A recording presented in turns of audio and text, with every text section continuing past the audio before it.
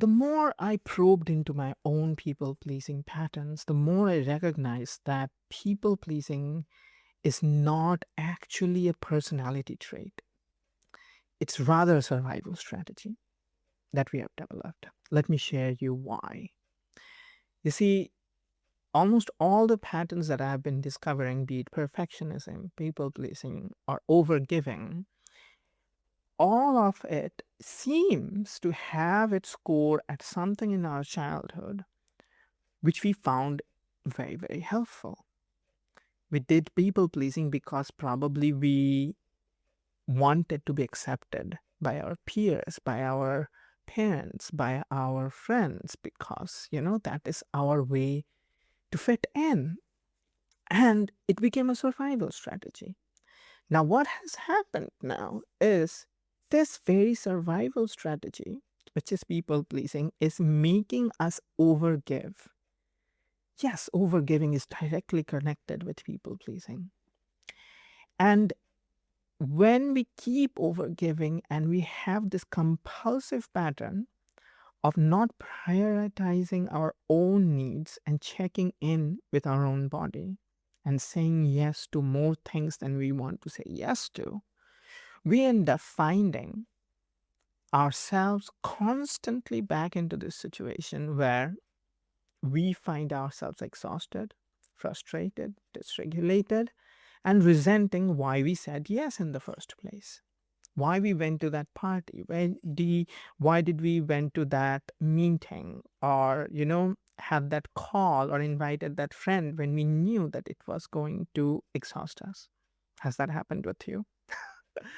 It's very common. And what I've been discovering is a lot of people also say that, you just have to set boundaries. You just have to say no. You have to set a limit and, sometimes distance yourself. And it all helps. Boundaries are very, very important. It's a very important lesson in our growth journey. Yet, what I've been discovering is boundaries in itself is not going to help you come out of your overgiving and people pleasing patterns. Because, from my own experience, what I've been noticing was by the time I was setting boundaries, was the time where the damage was already done. I was already resenting the choices that I made. And boundaries were happening more as a product of me resenting myself. I was already disharmonious. So somebody would ask me of something and I would say yes, and I have had that call and now I'm exhausted and now I am dysregulated. And that's when I was thinking like, man, I should have set boundaries. And then I do set the boundaries, but then there's a boundaries that come from a place of dysregulation and not from a place of alignment. You see? So boundaries in itself may not be the solution because boundaries are like gates or fences around your home to protect your home. In this case, your state of being, your sense of inner harmony and regulation. But if the home itself is in a state of tatters, what the fence is going to do? So you have to fix your own home. Fence is not going to fix the home, right? So what I started recognizing was that there must be a way to fix this. And I remember there was this one time I was reading a newsletter of my good friend Rebecca McNeil, who writes on people pleasing and perfectionism. And she mentioned this one question, which put me back to connection with my own needs. She said, what do I need in this moment to deeply care for myself? What do I need in this moment to deeply care for myself? This question stood out for me because to me, it felt like I have never allowed myself to ask this question to the point that question feels alien to me. What do I need in this moment to deeply care for myself? Like I do not allow myself, or rather did not used to allow myself to ask this question because I was like, no, I mean, I cannot allow deep care for myself at the moment. There's too much things that needs to be done. There's too much to be achieved. There are too much goals. Deep care. Oh man, that is such a luxury that I cannot afford for myself. I used to think taking deep care of myself is being too luxurious. And what did it cost me? It got me IBS. It got me dysregulation. It got me a nervous system state that I'm trying for months to get out of. I'm getting out of it slowly, but it's been such a battle. So it was not a luxury. Taking deep care of myself was not a luxury. It was a necessity that I was not allowing myself. And I believe a lot of us do that.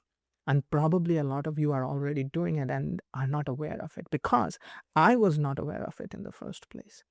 So I want to give you the same question that my friend brought forth to me through her newsletters. What do you need to take deep care for yourself? The two words, deep care, are the most important. What do you need to take deep care for yourself in this moment? And many times you would find, if you have overgiving patterns, that when a situation arises, when you have a feeling that maybe you're going to make a choice that is going to put you back in the same boat of overgiving, and you might resent, at that moment this question acts like a pattern interrupt.